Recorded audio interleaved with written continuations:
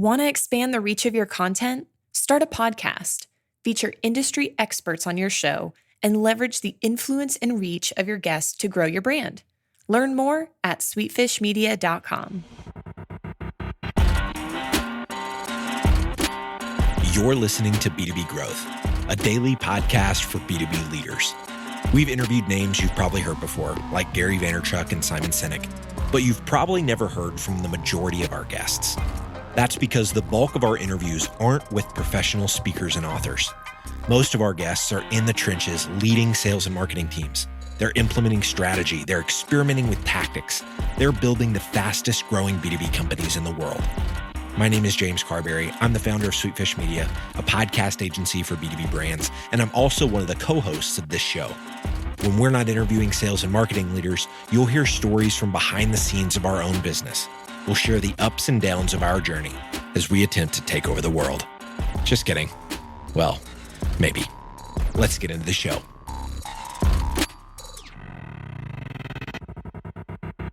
Hey everybody, Logan with Sweetfish here. Today's episode is a continuation of our conversation with Chris Voss. He's a renowned author, negotiation expert, and former FBI hostage negotiator.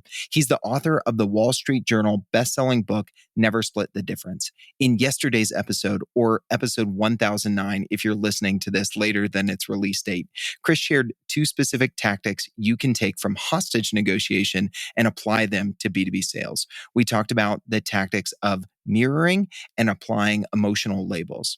In today's episode, we get into 2 more tactics and unpack the importance of Black Swans, a concept vital to successful negotiation.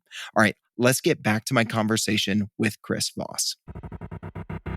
So that actually dovetails really nicely into the next strategy that I wanted to have you share with listeners and let's talk through, Chris. And that's the power of no. You know, even in a kind of a classic business and sales and self-development book, you know, How to Win Friends and Influence People, there's a whole chapter dedicated to, you know, the power of yes. And it gets the train moving. It gets people moving in a positive direction. But first, we need to understand that there are actually 3 different types of yeses, and we need to take yes off this pedestal. So let's talk about the 3 different types of yeses, and then we can talk about, you know, why we need to take yes down off its pedestal, and we can actually leverage the power of no. So those 3 types of yeses, Chris. Yeah, well, there's commitment, confirmation, and counterfeit. And people from Dale Carnegie's Win Friends and Influence Victims, you know, to the yes momentum or momentum selling or yesable propositions, all this emphasis on yes, people have learned how to give the counterfeit yes, because the salesperson is dying for yes, just dying for it. I mean, it might be crackhead for yes. Maybe that's you know, how do you not be a crackhead for yes?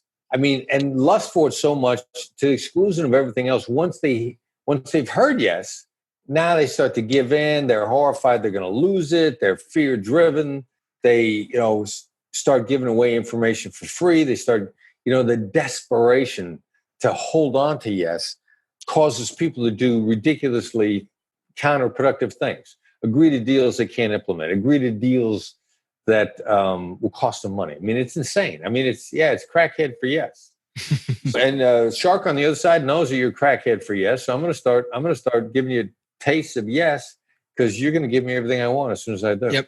Yep, exactly. So a lot of our listeners, you know, are B2B salespeople, and a very common question as they're selling their products, which usually begins with, you know, with a demonstration of their product is, you know, do you see how this feature could be valuable? Well, the customer, the prospect on the other end of that demo call is likely thinking, I need to get to the end of this call so I can find out some pricing. I can find out a ballpark or something like that. So to your point, they're just saying yes because they know that that's going to keep the conversation moving, right?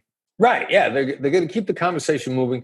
And the salesperson's real problem is if you're trying to get them to tell you where the problems are. Like when you say, do you see this could be valuable? If they have problems, you're really hoping they say, yes, it could be valuable, but here's what I need. Now, they're not going to do that because they feel like if they have said yes, they're now starting to dig themselves into a hole. And they don't want to dig themselves into the hole any farther than that. So whatever they say after that's going to be a lie to us because they want to find out where this is going. They want to find out what the pricing is. They want to find out if they can get a free demo. They want to find out how far they can get that salesperson to go for nothing before they ever engage. Yeah. And if they know they're talking to, as you put it, a crackhead for yes, they're going to use that to keep feeding the addict. A story that you talked about in the book that really, to me, drove home this overuse of, yes-based sales scripts and using yes as momentum is, someone calls you up and says, Mr. Voss, you like a clean drink of water.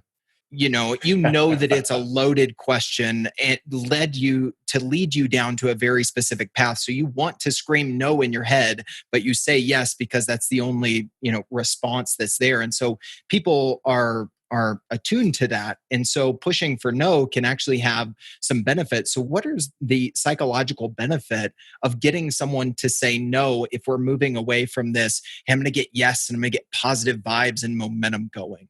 I tell you what, when people say the word no, they feel protected and safe. I mean, that's just a dynamic that just doesn't go away. And then what's the follow-on? Once somebody feels protected and safe, they're now willing to listen. I mean, it took me the longest time to realize this until we started seeing it in different places. But, when my son was 17, Dad, can I? No. But then as soon as I'd said no, having said no, nearly every time I would say, all right, so now what was it that you wanted? Having said no, I'm now willing to hear him out because I feel like I'm making no commitment whatsoever to hearing him out. Now, this is just not parent and child. This is human being on human being. So if this dynamic works and people can now hear me out, people can be more candid with me, people can help me identify the problems. All right, fine. It makes you feel good to say no. I'm just going to change my questions from little stuff to, instead of saying, have you got a few minutes to talk? We always say is now a bad time to talk. My counterpart starts to feel safe and in control and protected from the very first moment with that approach. I mean, I just don't bother with the word yes. I just don't. Yeah, because when they say no, that psychology of it, of being protected and safe, it's almost like they're defining their territory. Do you want to go here? No. Do you want to go here? No. It's like husband and wife trying to figure out where they're going to go for dinner, right? And no helps you define, hey, I've vetoed that. So I feel like I've got that veto power. You're giving that power to them, which makes them feel, as you said, safe and in control.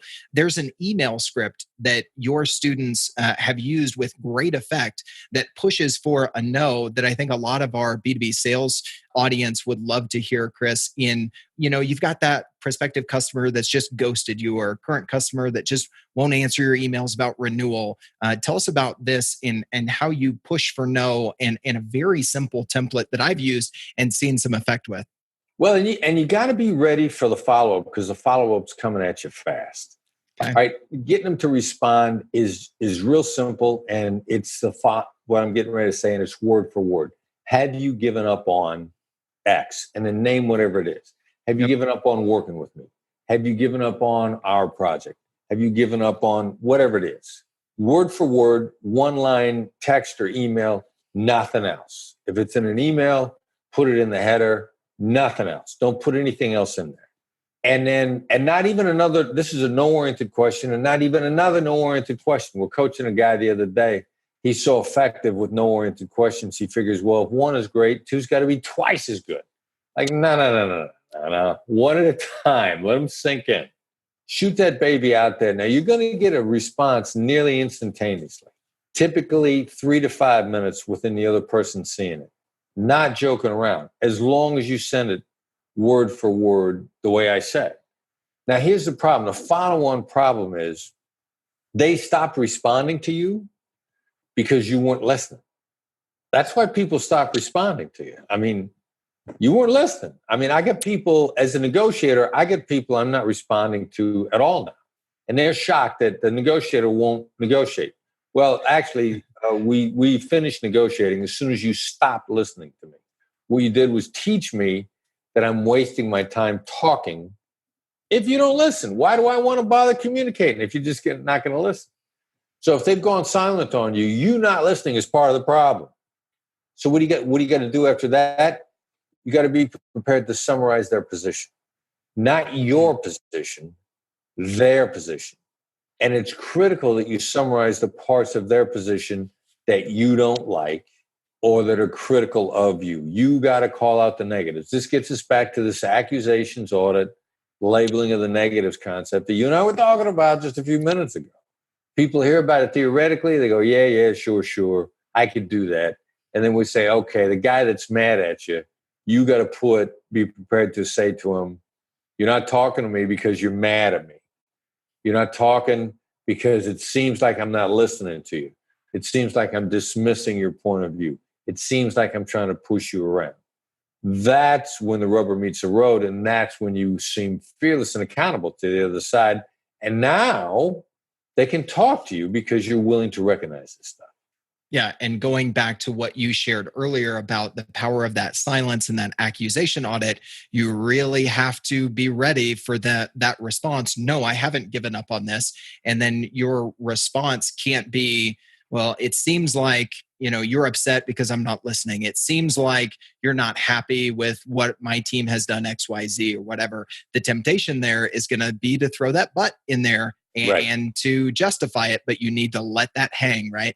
Exactly. I mean, if you're justifying, you're losing. You're losing them again. And if you just restarted it with that no-oriented question, you just blew the reset. I mean, you absolutely blew it. Yep. And this ties into the fourth concept I wanted to have you share with listeners, Chris, and that is getting to that's right as opposed to you're right. Tell us the difference about those two, because we're going to talk about how we can use, that accusation audit, the labeling to get there to that's right. But what's the difference between those two? Because I imagine some listeners are saying, that's right, you're right. I think we're kind of splitting hairs, but I think you describe it really well. So walk us through the difference between those two. Well, when your counterpart says you're right to you, what they're really saying is, please shut up. It's what we say to people to get them to shut up. I mean, when they're hammering us, when they keep making their value proposition, when they keep making their argument, when they keep making their case, and we just can't take it anymore. We want to, or we have to preserve the relationship. We say, you're right.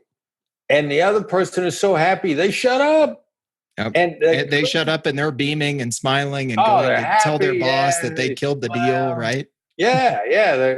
And it's a crazy thing about this because everybody does this to other people in their life. And everybody suckers for it at the same time. We're making a pitch to a customer and we're, the marketing pitch that we've worked so hard on. And the customer says, wow, you're right. What they're saying is, I can't take it anymore. Please stop talking. Mm-hmm. Yeah. Now, the flip side of it is that's right is when you summarize their position, especially the parts that you don't like, especially the parts that seem to be against your interest. That's the critical issue. That's right is what somebody says to us when we've just spoken the truth. They are all in. And there's no more powerful position to be than to have the other side confirm to you that they're all in. It's insanely powerful.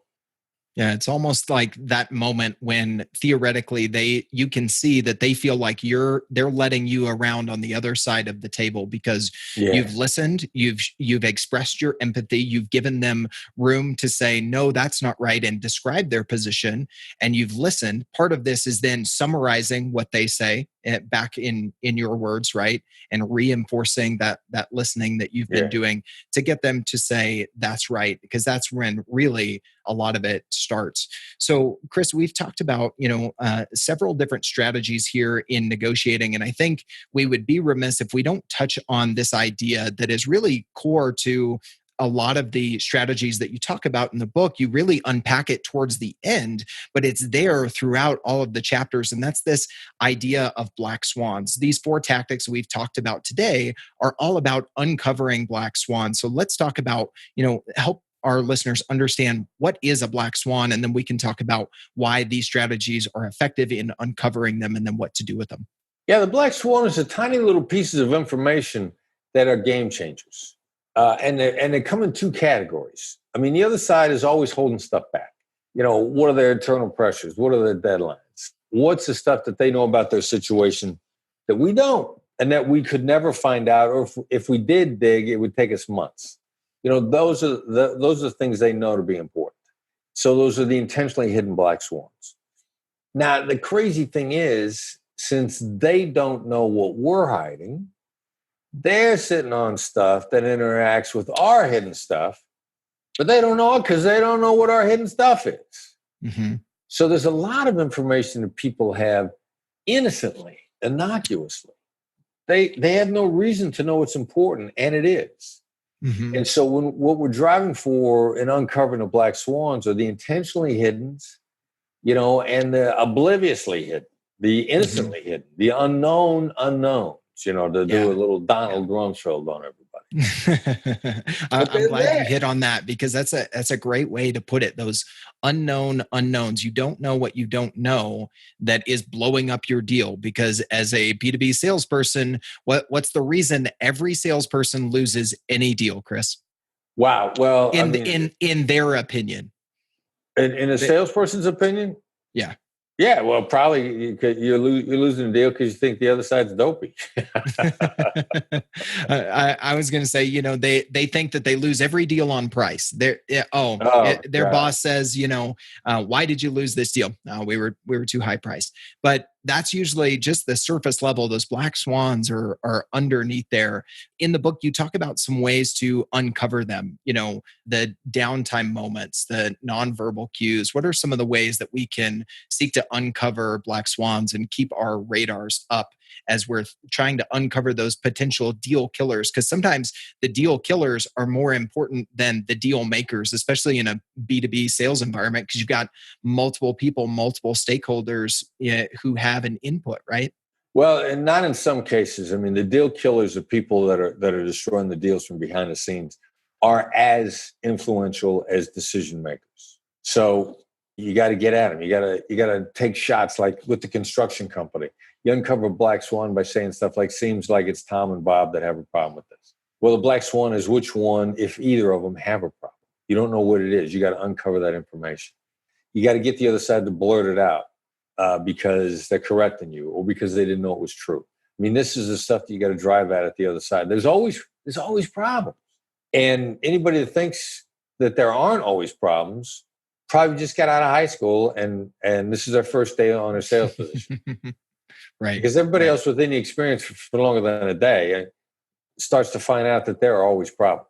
And those problems are going to kill you if you don't uncover them. Yeah. And we can look at it as salespeople. We can look at it cynically and say, buyers are liars. But oftentimes, like you said, these unknown unknowns, the things that are being hidden just because no one knows to bring them up, right? There's more education around sales these days than there has been, but it's still, in large part, something that people jump into out of college because they seem to fit the persona. But the other side too is that, buyers are uneducated on how to buy. And so if both sides have these unknown unknowns, then you're asking for a lot of trouble if you're not tactically using these strategies to uncover those things that can be deal killers. So we've talked about, the underlying thread of all of this is using empathy for the other side to get them talking. And the more that you're listening, the more information you're gathering. And I think you touch on this in the book in that, every act of negotiation should be an act of discovery and information gathering, not this brute force, I'm going to take you on sort of thing, right? 1,000%. It's all got to be discovery. And in a way that the other side doesn't feel interrogated. They feel like that they've collaborated with you. It's how to turn it into a collaborative situation. How do we get on the same? Yep, absolutely. It's a fine art being confrontational, being able to confront without being confrontational, but that's really where the art and science of this come together. Chris, we've talked about, using the strategy of mirrors, labels, the power of no, the difference between you're right and that's right. So salespeople out there, beware of those words now. Yes, too often and too quickly, and you're right, words that you might be trained to hear, but are actually really warning signs that you should be looking out for. Chris, like like I said, I've been a big fan of yours. I love the book. It's in my consistent rotation to go back to. I think there are some engaging stories and there's also a lot of applicable stuff in there. If people want to find the book or stay connected with you or learn more about what you and the team at Black Swan Group are up to these days, what's the best way for them to stay in touch after listening to you here? Well, first of all, buy the book on Amazon. It's the best price you're going to get anywhere. Plus, if you still have misgivings, check out the reviews. I mean, the reviews are constantly people talking about how it's changed their lives and the fact that it's an easy read. It's absorbable. So then the best supplement to the book is to subscribe to our newsletter, which is free, it's complimentary, it's a good price, it's $0. It comes out every Tuesday morning. It's short, sweet, succinct, simple, usable, actionable tips, and only one article. So you don't have to take 20 minutes figuring out which article to read. Yep. Best way to subscribe to the newsletter, which then becomes the gateway to everything Black Swan has, the free content, the coaching, the training, everything. Best way to subscribe is a text to sign up function. The number you're texting to is 22828, and that's 22828. And the message you send is FBI empathy, all one word. Don't let your spell check put a space between FBI and empathy. Lowercase is fine. Case, not really case sensitive. Uppercase, lowercase. Just don't put that space in there. FBI empathy to 22828. You get a text box, dialogue box back. Ask for your email address. You're signed up for everything. It is the gateway to everything we have.